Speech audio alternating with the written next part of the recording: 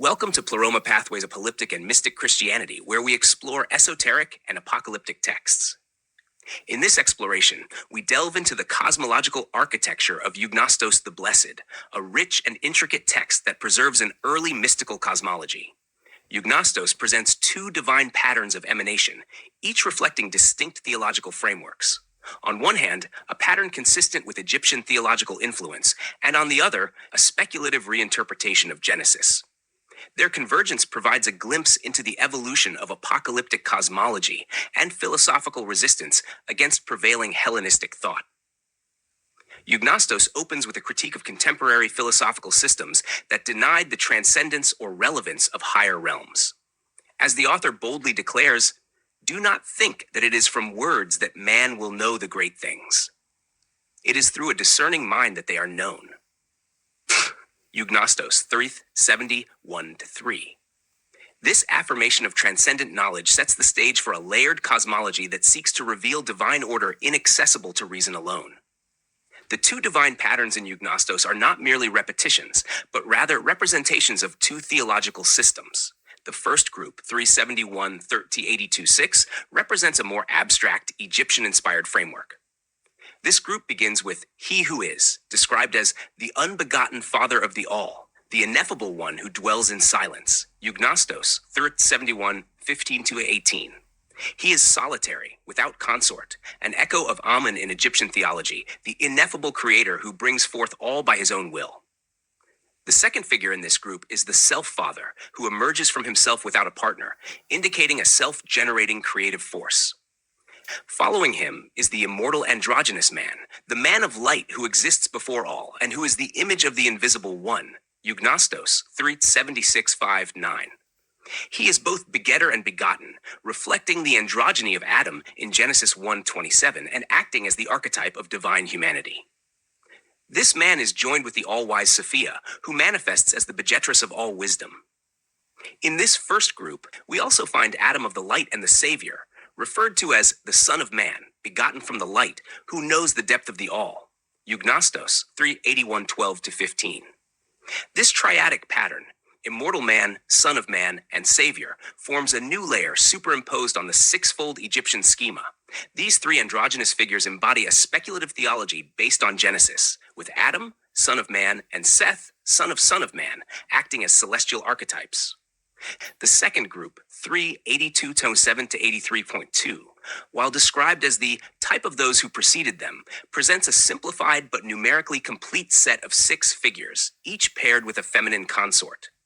Here, each male principle has a female counterpart, demonstrating a balanced emanation structure. These include the unbegotten Father with all-wise Sophia, the self-begotten with the all-mother, the begetter with the all-begetress Sophia, and so on, culminating in the arch-begetter and his consort, Pistis Sophia. The comparison reveals that this second group lacks key elements found in the first, such as man, Son of Man, and Savior, pointing to the superimposition of the Genesis-derived pattern upon the earlier Egyptian structure. The addition of the three-man triad forced a conceptual reordering. Most notably, the figure of arch-begetter appears in the second group, but is absent from the revised first group. His consort, Pistis Sophia, is reassigned to the fifth figure, while Love Sophia, originally his consort, is moved upward, revealing an editorial reconfiguration. This reordering suggests that while the second list may be primary in structure, highlighted by its numerically significant sixfold pattern, the first list is theologically superior, portraying beings of a higher perfection. For example, while the unbegotten in the second group is Father of all things, the first group presents him as the Father of the universe, the first existent, who exists in tranquility and silence.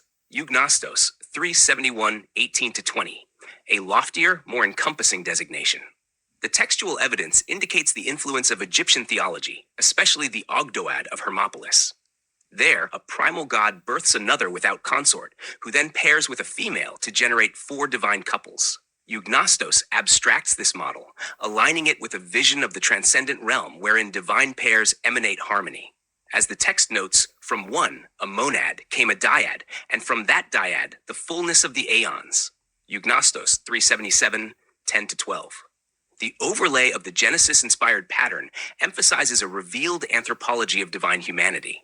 The identification of the Son of Man with Adam and the Savior with Seth reflects a reading of Genesis 5 verse 3, where Seth is begotten in Adam's image, indicating spiritual androgyny.